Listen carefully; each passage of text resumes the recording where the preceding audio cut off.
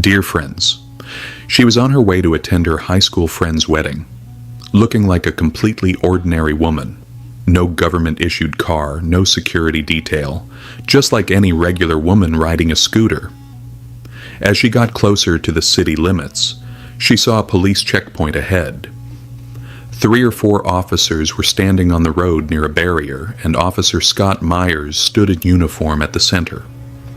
As she approached, he waved his baton to signal Deputy Commissioner Natalie Collins to stop.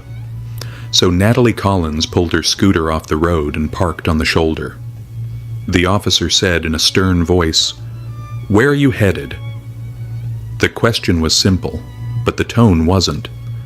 Natalie replied calmly, "It's my friend's wedding. I'm going there." Officer Scott Myers gave her a long look from head to toe. Natalie Collins was a striking 27-year-old woman. Smirking, he said, "Oh, off to enjoy the buffet, huh? But tell me something. Does your aunt wear a helmet when she rides? Why didn't you have yours on? And you were speeding too. Gonna have to write you up."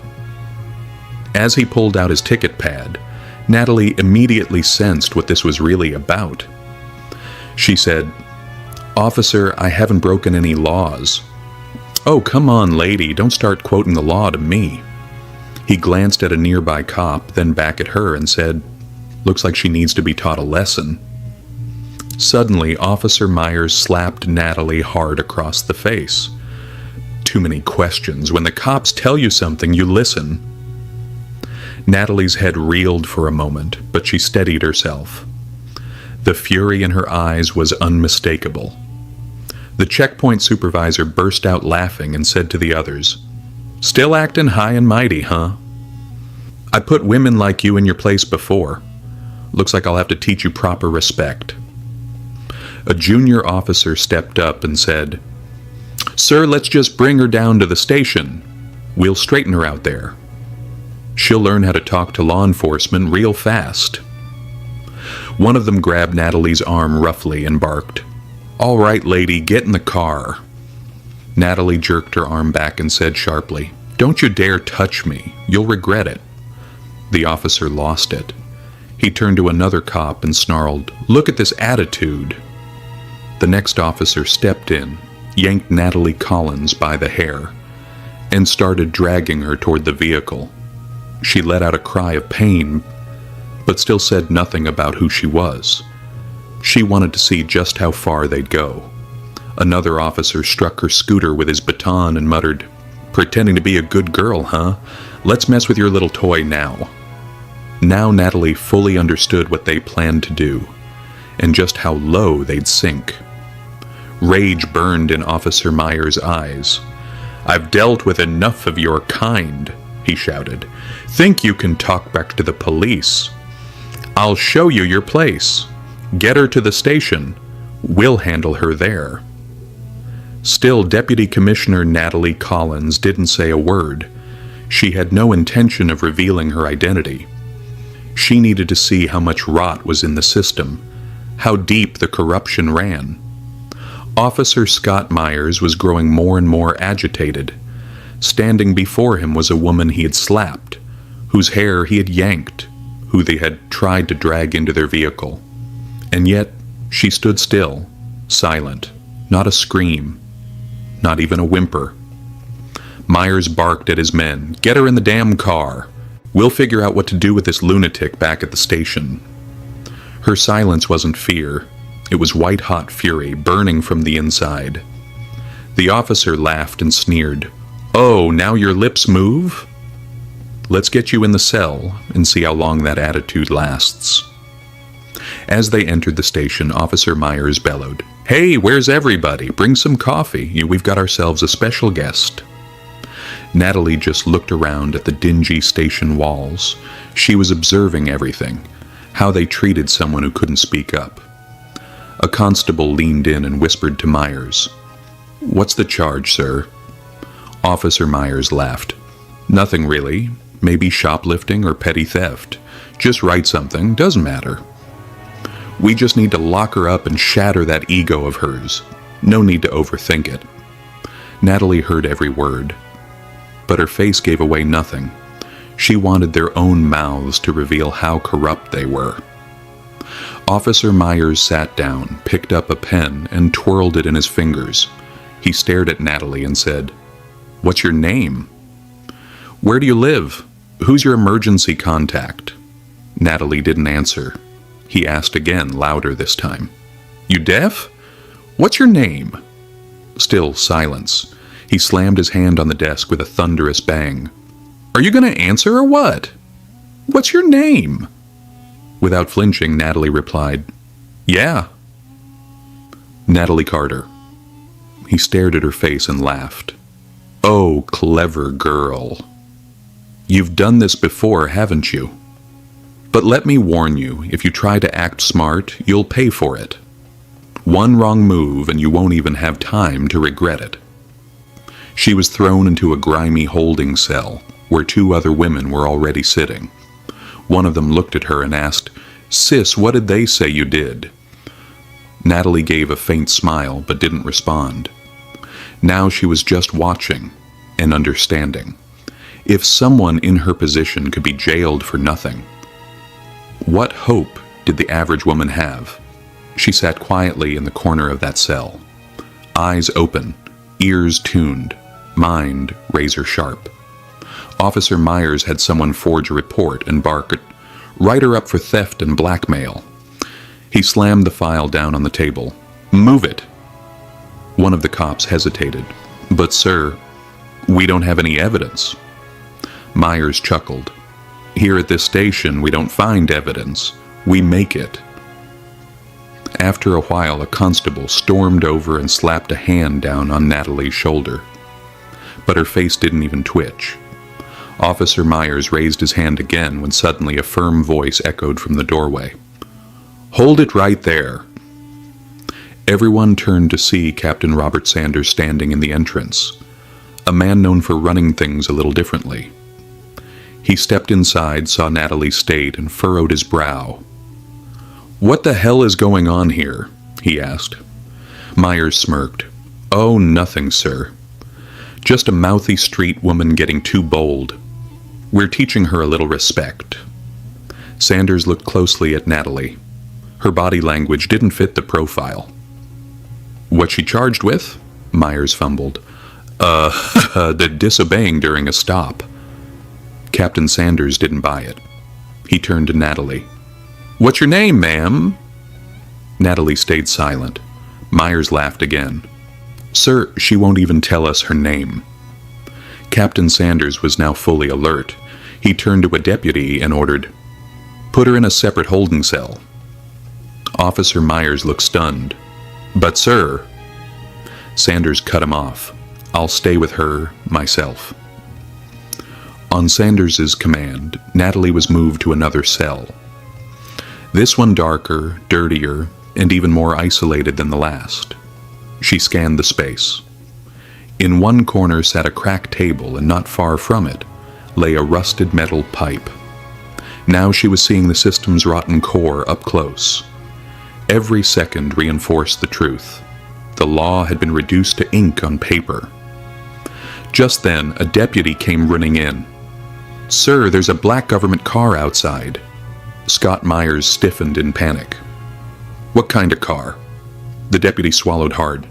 "Sir, it's official, with flags and plates." Myers rushed out, peeked into the tinted window, and his face went white. He hurried back inside and whispered, "Sir." Sanders asked, "Who is it?" The deputy stammered, "It's the county commissioner." Myers' face lost all color. Captain Sanders immediately straightened up. The situation had just escalated to the highest level. The commissioner entered the station.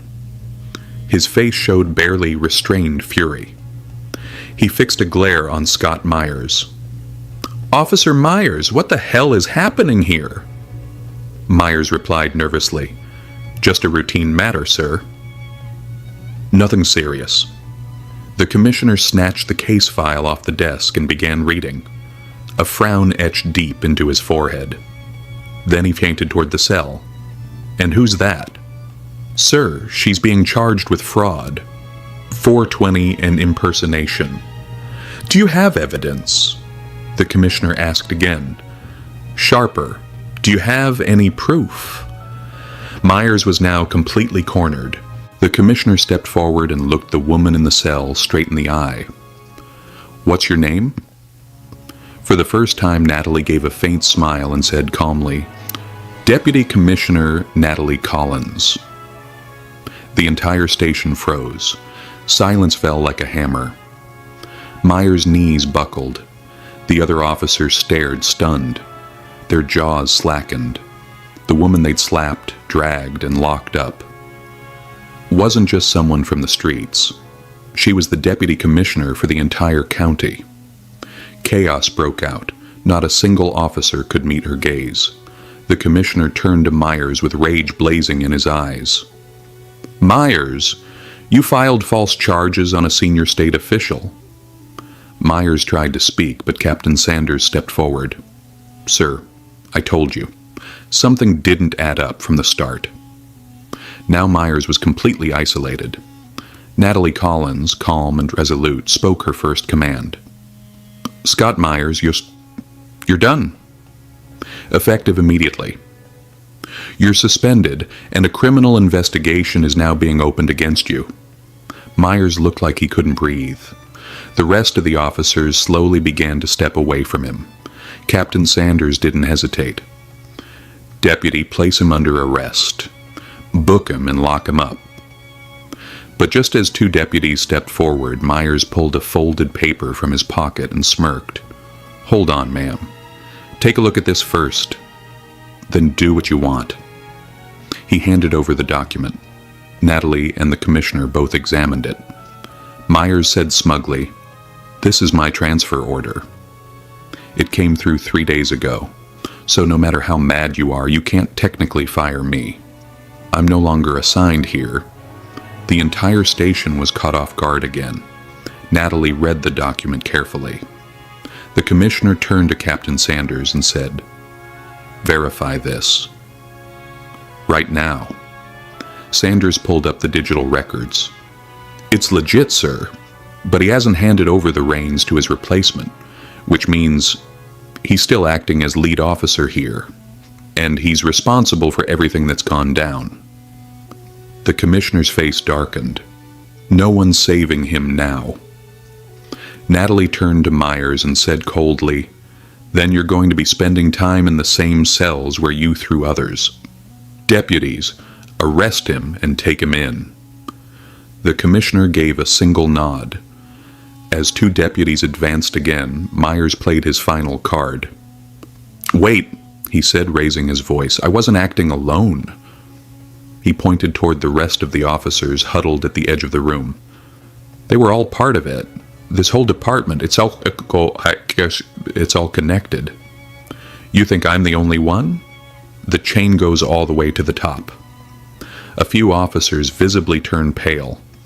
Captain Sanders locked eyes with each one. Natalie looked to the commissioner. This entire department needs to be cleaned out. Every last one of them will be investigated.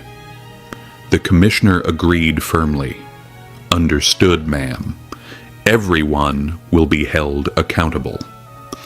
And the moment those words were spoken, it was like lightning had struck the station. Outside, a few journalists had already gathered, suspecting something big was going on. As soon as the news broke that the entire department was being suspended, they were on their phones, broadcasting live. There would be no hiding this now. Just then, a sleek black SUV with government plates pulled up in front of the station. The back door opened and Chief Superintendent Grant Dalton stepped out. The most senior law enforcement official in the district. He looked around. All the officers had stepped to one side. He growled, "How long has this circus been going on?"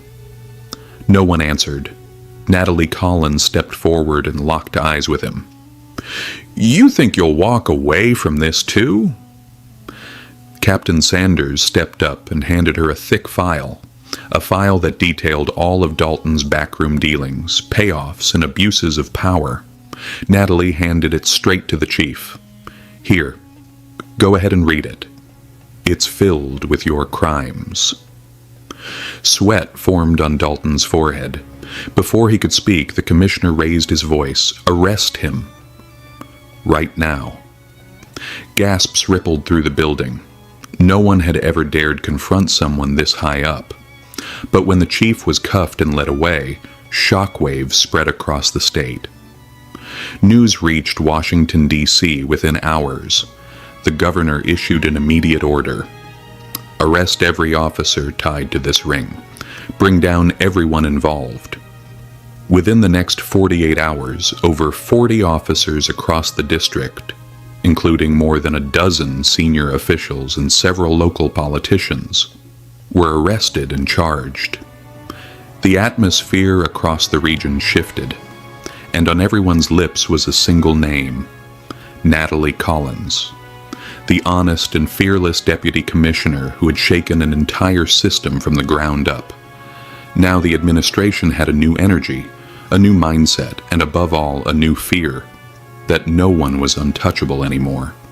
Natalie's mission was complete. She had proven that if your intentions are pure, you can change a whole nation. So friends, if this story inspired you, don't forget to like and subscribe to the channel and hit that bell icon. Thank you.